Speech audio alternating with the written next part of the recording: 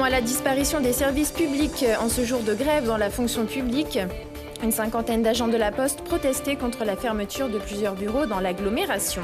Il délivre 3000 boîtes de médicaments par jour. Le Chouga équipe sa pharmacie d'un tout nouveau robot, un bijou de technologie qui permet de sécuriser la distribution des médicaments et d'optimiser la gestion des stocks.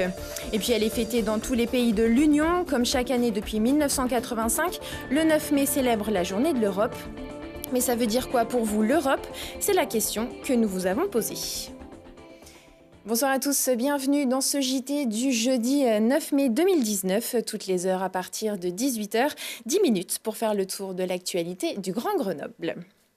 Tous unis contre le gouvernement, les fonctionnaires étaient appelés à la grève ce jeudi, une journée de mobilisation nationale contre la réforme de modernisation du statut de la fonction publique. À Grenoble, le cortège est parti à 14h de la place de Verdun. Personnel hospitalier, enseignants, agents territoriaux, entre 2000 et 3000 manifestants ont battu le pavé ensemble, toutes tendances syndicales confondues. Ils dénoncent notamment la privatisation de la fonction publique avec un recours accru aux contractuels. Autre point de friction, l'objectif affiché du gouvernement de supprimer 120 000 postes de fonctionnaires d'ici la fin du quinquennat. Le texte sera présenté à l'Assemblée nationale le 13 mai prochain. La dégradation du service public était au cœur de leurs revendications. Une cinquantaine d'agents de la Poste s'étaient rassemblés ce jeudi devant le siège de la direction départementale du groupe. Ils protestaient contre la fermeture annoncée de plusieurs bureaux de poste en Isère, Drôme et Ardèche. À Grenoble, si certains ont déjà disparu, 5 autres sont dans le collimateur de la direction. Les syndicats épinglent une quinzaine de projets de restructuration, dont la mise en place de relais postes urbains, de réduction des horaires d'ouverture ou encore de 60 000 suppressions de postes. La direction de la Poste a annoncé un nouveau projet de fermeture de bureaux de poste, de fusion de secteurs, de suppression d'emplois, de réduction des horaires. Les conséquences sont extrêmement négatives pour les usagers et notamment pour les personnes âgées. C'est aussi négatif pour les personnels, puisque lorsqu'un bureau de poste ferme, les usagers vont dans un autre bureau de poste, donc il y a augmentation des usagers dans les autres bureaux de poste, sans pour autant qu'il y ait de création d'emplois. En l'espace de 2 ou 3 ans, on passerait de 13 bureaux de poste à Grenoble à 6. Ce qui serait quand même dramatique pour les citoyens parce que si les personnes âgées et les personnes handicapées doivent faire plus de chemin pour aller à la poste, c'est grave. Comme partout dans l'Isère, de nombreux bureaux de poste ferment. En plus des 2 bureaux qui sont déjà fermés à Grand-Place et à Championnet, le bureau de Bajatière et le bureau de Stalingrad subiraient le même sort.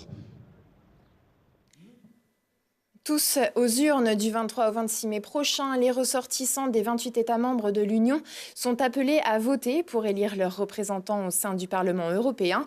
Un scrutin loin de mobiliser les foules et pourtant l'Europe est partout dans notre quotidien. Agriculture, énergie, santé, sociale, recherche. Alors en ce 9 mai décrété journée de l'Europe, nous sommes allés à la rencontre des Grenoblois pour savoir ce que l'Europe représentait pour eux. Pour les citoyens comme nous, on voit plus l'Union européenne comme comme les technocrates, les cols blancs, et ça nous paraît pas vraiment accessible et démocratique. Et je pense que si on arrivait à remettre finalement du sens là-dedans, ce serait quelque chose de vraiment intéressant et pertinent, parce que je pense que l'Europe a vraiment à nous apporter à plusieurs niveaux. L'Europe, avant tout, c'est probablement l'entente entre les peuples. C'est ce qui favorise l'entente entre les peuples d'Europe. Ça, c'est la première chose. Les échanges, donc ça va derrière. La libre circulation, et évidemment des aspects économiques intéressants. L'Europe, pour moi, c'est quelque chose d'indispensable pour la survie des Européens en général. Donc il est important que les Français, et tous les Européens, bien sûr, s'associent à cette démarche pour continuer à vivre sereinement dans un monde où des grandes puissances comme les États-Unis, la Chine, l'Inde dans quelques années, etc., seront beaucoup plus puissants que l'Europe elle-même. Il faudrait que les échanges soient, pas les échanges, mais que les peuples soient un peu plus libres de leurs propres décisions et qu'ils ne soient pas simplement conditionnés par des lois européennes. Et tout le mois de mai, l'Europe sera à l'honneur un peu partout à Grenoble. Théâtre, concerts, projections, ateliers, conférences, débats, plus d'une dizaine d'événements proposés par le Centre d'information Europe Direct. Toutes les informations sur le site www.europedirectgrenoble.eu. Il voulait alerter le gouvernement sur l'urgence climatique. Le 3 avril dernier, une douzaine de militants écologistes avaient dérobé le portrait d'Emmanuel Macron dans la mairie de Poisat. Une réquisition temporaire selon eux, mais un vol en réunion pour la justice. Convoqués ce mardi au tribunal de Grenoble, les militants encouraient jusqu'à 5 ans de prison et 75 000 € d'amende. Ils n'écopent finalement que d'un simple rappel à la loi. Quant au portrait, ils n'ont toujours pas consenti à le rendre. Quand la technologie se met au service de la pharmacie, au Chouga, les médicaments sont désormais dispensés par un énorme robot au bras articulé. Un investissement de plus de 600 000 € qui permet d'optimiser la gestion des stocks et de sécuriser la distribution quotidienne des 3000 boîtes de médicaments. Un bijou de technologie qui remplace l'ancien système automatisé datant de 2005. À l'époque déjà, l'établissement était le premier à s'équiper d'une telle machine. Les explications, Charlotte Faulkner. Diminuer les erreurs médicamenteuses et optimiser les flux, voilà les objectifs du nouveau robot de la pharmacie du CHU. Le système automatisé délivre les médicaments au sein de toutes les unités de soins de l'hôpital, soit près d'une centaine. Optimiser le flux, c'est une meilleure gestion de stock.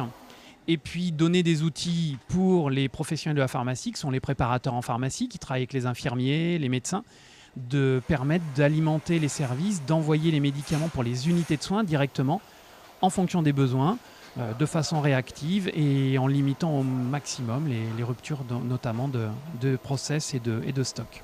Le robot va donc permettre de délivrer plus de 3000 boîtes de médicaments par jour et va être capable d'en stocker près de 35 000, soit l'équivalent de 10 jours de stock pour le CHU. Contrairement aux apparences, le robot ne se compose pas d'une seule machine, mais de 5 modules, certains pour les délivrances de boîtes nécessaires en grande quantité, d'autres pour du stockage et du déstockage rapide, avec des médicaments fréquemment utilisés, et un dernier qui permet de gérer les délivrances au comprimé près.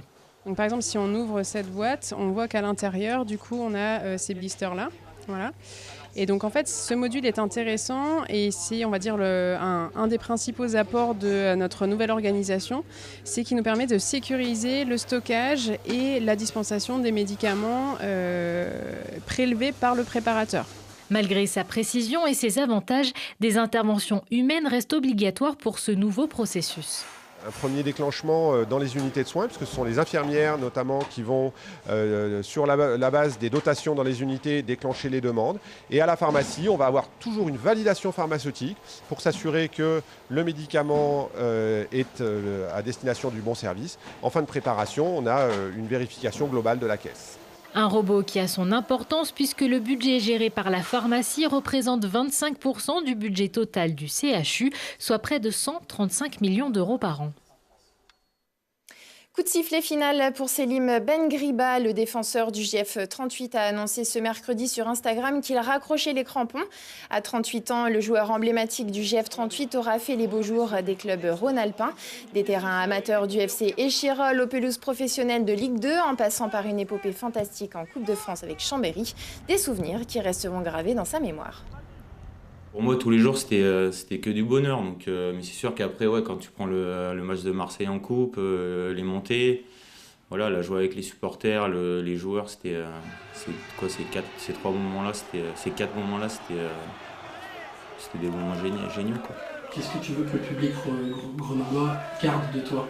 L'image, D'un mec simple et qui a jamais rien lâché. Et je pense qu'ils le savent et voilà, j'ai jamais changé. Même si, voilà, comme je te dis, on me reproche ce tacle à Strasbourg, tout ça, mais ouais, voilà, un mec simple qui pète pas plus haut que son cul et qui aime le GF. Selim Benghriba qui ouvrira un nouveau chapitre de sa carrière footballistique en tant qu'entraîneur des U20 cette fois, toujours au GF 38. À noter que le défenseur disputera son dernier match à domicile lors de la 37e journée de Ligue 2. Ce sera vendredi face à Auxerre. Coup d'envoi de la rencontre à 20h45 au Stade des Alpes. Et décidément, ça bouge. Du côté du GF38, le club a officialisé ce jeudi un autre départ.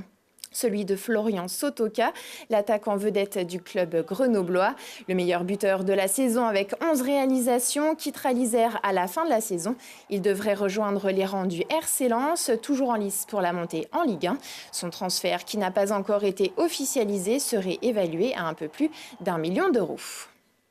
À 20h15 et 23h15... Ne manquez pas, si on parlait avec ses invités, Thibault Leduc va jouer au kayak polo, revenir sur la disparition inexpliquée de l'échirolois Malik Bouvillain et découvrir l'univers musical plutôt décalé de Yo. Prochain rendez-vous avec l'actu dans 1 heure et en replay sur télégrenoble.net. Très belle soirée à tous.